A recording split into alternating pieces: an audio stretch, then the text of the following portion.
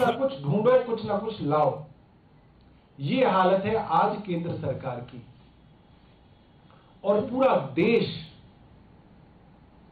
प्रधानमंत्री जी इस देश में क्या करा रहे हैं, मंत्रियों के घर किस तरह से दिन रात छापे पड़ा रहे हैं, किस तरीके से एक सरकार को परेशान किया जा रहा है,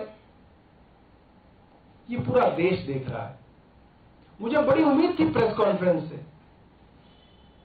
कि इतनी बड़ी प्रेस कॉन्फ्रेंस बीजेपी कर रही है, कुछ तो बताएगी। आप सब तो पत्रकार हैं। वही बासी 2 महीने पुरानी कहानी जो इनका हर प्रवक्ता रट कर टीवी पे आ जाता है, वही कहानी, वही 45 करोड़, वही 30 लाख, 30 करोड़, वही गोलमोल।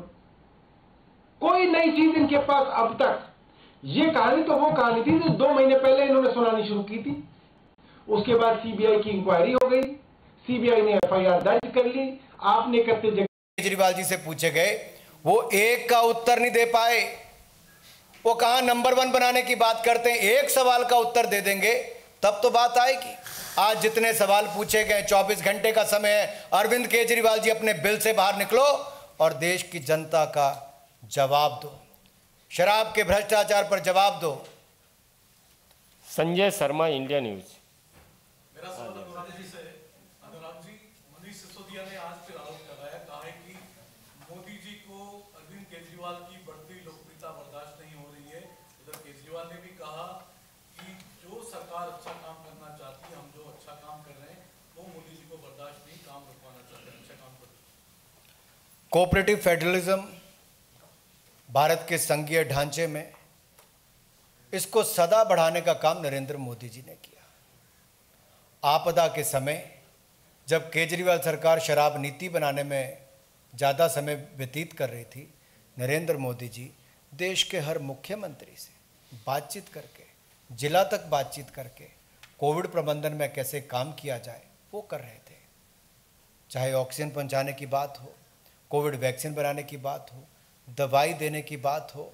आज दुनिया भर में फार्मेसी ऑफ द वर्ल्ड अगर कहा जा रहा है भारत को, तो भारत ने दवाई भी, वैक्सीन भी पहुंचाई, मित्रता भी निभाई, वसुधैव कुटुंबकम की अपनी सोच को आगे भी बढ़ाया है। दूसरी ओर कुछ लोग शराब माफिया के साथ मिलकर शराब में पैसा कमाने का काम कर रहे थे। ये अंतर है।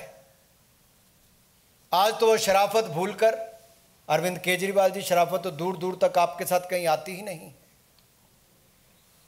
शराब के घोटाले में आप लोग इतने घुल मिल गए कि आम जनता की जो उम्मीदें हैं उन पर तो खरा क्या उतरना, आप शराबियों के हाथ में ऊपर नीचे होने लग गए। टाइम्स नाउ से। सर, मेरा सवाल ये है कि मनीष सिसोदिया जी ने आज 2 तस्वीरें दिखाई, जिसमें से एक तस्वीर वो थी जिसमें अभी उनकी जो एजुकेशन पॉलिसी है उसकी तस्वीर थी, और एक तस्वीर न्यूयॉर्क टाइम्स की 1 साल पुरानी तस्वीर थी जिसमें कोरोना के पर एक रिपोर्ट थी पहले पन्ने पे, और उनका ये कहना था कि जिस तरह से कोरोना में हेल्थ का डील किया गया है उससे कहीं ना कहीं वो शर्मिंदा है। क्या कहना चाहेंगे? मैं कई बार मीडिया के मित्रों को भी कहना चाहता हूं, आज विषय क्या है? विषय शराब घोटाला है, शराब का भ्रष्टाचार है। मनीष सिसोदिया एक्यूज नंबर 1 है, आरोपी नंबर 1 है, किंगपिन अरविंद केजरीवाल है। शराब घोटाले से हटकर दुनिया भर की बातें कर दी, शराब घोटाले पर एक शब्द मनीष सिसोदिया नहीं बोल पाए। देश की जनता सवाल पूछती, मीडिया सवाल पूछता है कि शराब घोटाले पर क्या, शराब नीति अच्छी थी तो वापस क्यों की? जवाब नहीं। 25 अक्टूबर का नोटिस आपके ही एक्साइज डिपार्टमेंट ने किस किस को दिया, आपको मैं पढ़ के बता देता हूं किस किस को दिया है। आपको पता है? उन्होंने दिया मैन्युफैक्चरिंग कंपनी को, कार्टेल कंपनियों को, ब्लैकलिस्ट कंपनियों को 25 अक्टूबर को। क्या कार्रवाई की उसके बाद? कोई नहीं। 144 करोड़ रुपए आपने किसके कहने पे वापस किया? 30 करोड़ रुपया किसके कहने पे वापस किया? अगर ये शराब कंपनियों के ठेकेदारों के खाते में गया, उनको वापस किया, तो आपको कितना मिला जरा बताएं। एक सवाल का जवाब आज नहीं दे पाए। उल्टे पांव मनीष सिसोदिया भागते नजर आए। किस बात का डर है, क्यों जवाब नहीं दे पा रहे, इनका जवाब हम लेकर रहेंगे। जनता भी मांगेगी, मीडिया भी मांगेगा, सीबीआई भी मांगेगा।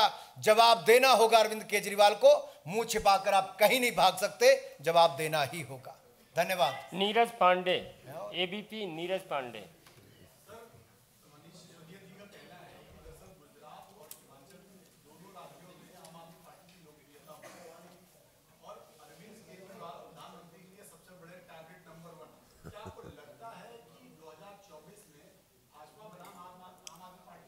मेरे भाई नीरज जी,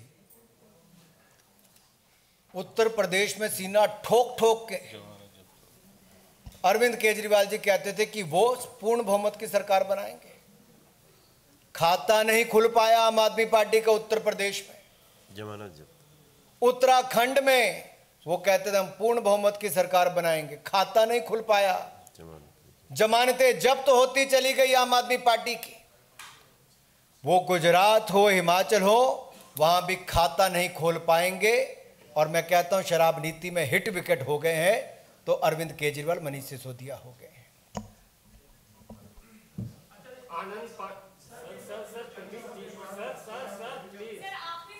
अरे रुक जाइए, आनंद पांडे। सर आप तीनों से एक छोटा सवाल है। एक तो मनीष सिसोदिया ने आशंका जताई है कि 2-4 दिन में मुझे गिरफ्तार होना है, उसका क्या मतलब है।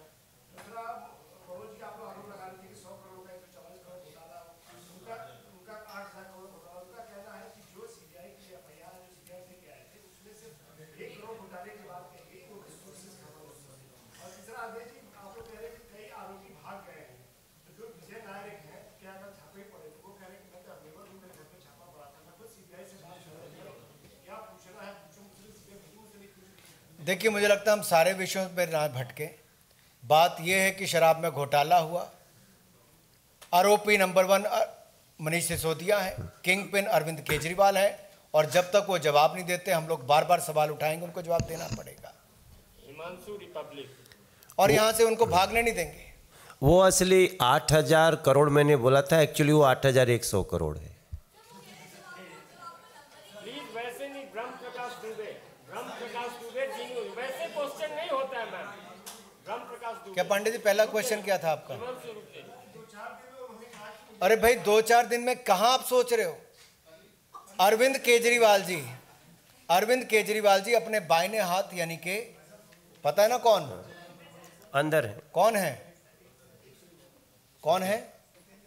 सत्येंद्र जैन। मैं कहा शायद आप लोग भूल तो नहीं गए, क्योंकि उस समय सर्टिफिकेट ईमानदारी का बांट रहे थे अरविंद केजरीवाल जी सत्येंद्र जैन जी को, लेकिन एक नहीं 3-3 कोर्ट ने कहा है और जमानत नहीं दिया, और आज भी जेल में है सत्येंद्र जैन, अरविंद केजरीवाल जी के लेफ्ट हैंड, और अरविंद केजरीवाल जी के राइट हैंड मनीष सिसोदिया जी आरोपी नंबर 1 शराब घोटाले में है।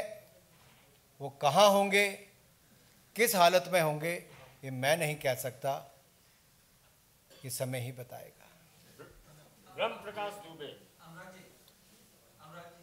मेरा सवाल को लेकर जो आम आदमी पार्टी सवाल उठा रही है कि जैसे ही अरविंद केजरीवाल ने एक कैंपेन लॉन्च किया साल 2024 के लिए, और लिहाजा उसके 1-2 दिन बाद डेट डाली गई क्योंकि 2024 का चुनाव बीजेपी वर्सेस आम आदमी पार्टी। अरे 24 का 24 में देखेंगे, 2019 में भी देख लिया हमने, 2014 में भी देखा है। देश की जनता ने 2014 में भी नरेंद्र मोदी जी पर विश्वास व्यक्त किया। हमने कहा था सुशासन देंगे, भ्रष्टाचार मुक्त सरकार देंगे। 8 साल में नरेंद्र मोदी जी ने भ्रष्टाचार मुक्त सरकार दी और सुशासन युक्त सरकार दी। ये मोदी जी का गुड गवर्नेंस मॉडल है, सुशासन का मॉडल है। ये देश और दुनिया में इसकी तारीफ होती है। और मैं कहना चाहता हूं 2024 में भी हम जनता के दरबार में जाएंगे, फिर नरेंद्र मोदी जी के नेतृत्व में। पहले जैसे 282 जीते, फिर 303 जीते, अब उससे ज्यादा आगे जीतकर फिर 2024 में नरेंद्र मोदी जी की ही सरकार बनाएंगे। बहुत बहुत धन्यवाद। लेना है एक लास्ट क्वेश्चन है प्रदीप कुमार टोकर के लिए।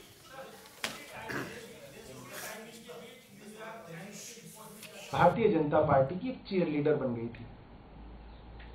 भारतीय जनता पार्टी द्वारा लगाए हुए एलजी, नजीब जंग जो भी गलत काम करते थे, सबसे पहले अजय माकन कूद कूद के तालियां बजाते थे। और मुझे लगता है कि कांग्रेस की वो बहुत बड़ी गलती थी कि जो प्रयोग भारतीय जनता पार्टी ने हमारे खिलाफ किए, उस वक्त कांग्रेस ने उसके लिए तालियां बजाई, और आज वो प्रयोग, हम तब भी कहते थे, वो प्रयोग अब पूरे देश के अंदर होंगे, और आज जो है उसका खामियाजा सबको भुगतना पड़ रहा है। और कोई सवाल है तो बताइए। सौरभ जी, एफआईआर के अंदर 1 करोड़ की ट्रांजैक्शन का जिक्र बार बार किया जा रहा है, और इसके अंदर कहा जा रहा है कि मनीष जी के क्लोज। अच्छा, मैं आपको एक बात बताऊं, ये एफआईआर मेरे पास आई व्हाट्सएप पे, तो मैंने यहाँ मनीष सिसोदिया को उनका एक नया, एक तरीके से आप कह लीजिए कि उनके नाम के स्पेलिंग के साथ भारतीय जनता पार्टी ने इस कथित घोटाले को जोड़ते हुए ये कहा है कि यहाँ मनीष से लेना देना है, और जब सवाल पूछे जाते हैं तो श की आवाज की तरह चिप्पी साध ली जाती है। उधर सौरभ क्या कह रहे हैं आम आदमी पार्टी की तरफ से, वो भी देखिए। एफआईआर को, वो पूरी की पूरी एफआईआर सोर्स बेस्ड है। अब आप सोचिए, सोर्स बेस्ड एफआईआर कैसे दर्ज कर सकती है, वो भी सीबीआई। मतलब एफआईआर के अंदर तो किसी आदमी। तो दोनों तरफ से प्रेस कॉन्फ्रेंसेस की जा रही हैं, एक तरफ आरोप और दूसरी तरफ आरोप का जवाब।